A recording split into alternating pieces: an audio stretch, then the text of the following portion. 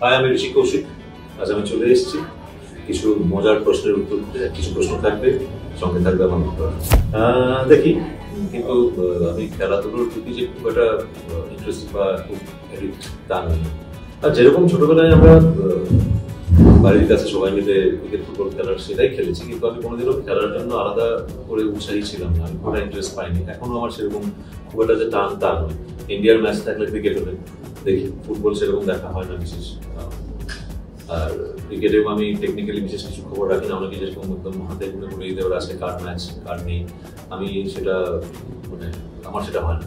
হ্যাঁ, world cup যখনই হয় ক্রিকেটের ইন্ডিয়াকে সাপোর্ট করি আর এক্সাইটেড তো বলি। প্রত্যেকবার আশা করি যে আমরা জিতবো। আর ক্রিকেটের ফ্যান না হলেও আমি ধোনির ফ্যান।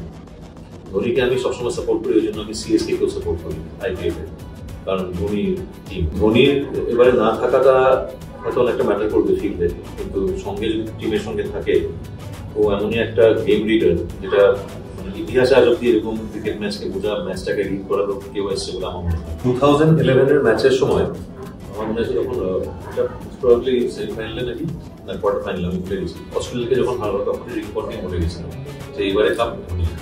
সেটা শুনে আমারও এক্সাইটমেন্ট তো থাকে।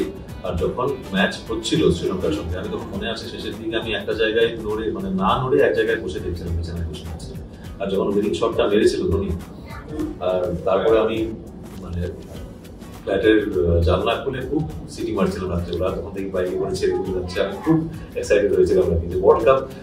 এর আগেও আমার জীবনে আমি ওয়ার্ল্ড কাপের কথা বড় হয়ে শুনেছি 83-তে, তখন আমি ক্রিকেট বোঝার মতো বয়সে ছিলাম না। কিন্তু তারপরেও ছোটবেলা তখন আমার কপিল দেবকে এমনি ভালো লাগতো। তারপরে জানলাম যে Kapil Dev world cup জিতিয়েছে। Plus আমার ধোনি যখন খেলা শুরু করলো, ধোনি আমার ফেভারিট। তার কাম এন্ড কোয়াইট নেচারটা আমার খুব ভালো লাগে। এবার ধোনি যখন জেতালো, তারপর থেকে আমি আরো এক্সাইটেড, মানে আরো বড় ফ্যান।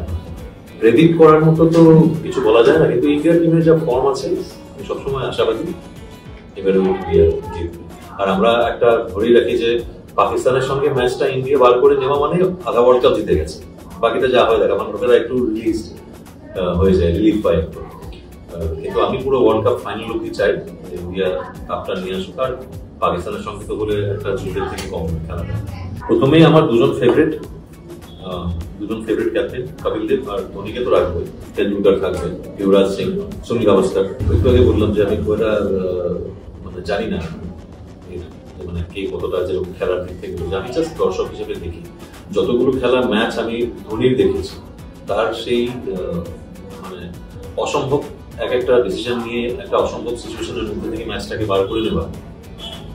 জানি সবসময় তো লাগে না, কিন্তু ম্যাক্সিমাম সময় লাগে। কিন্তু অনেকে সেটা সেই জুয়া লাগাতেই ভয় পায়। ধোনি লাগিয়েছে আর সাকসেসও পেয়েছে, সেই জন্য আমি লোকটার ফ্যান।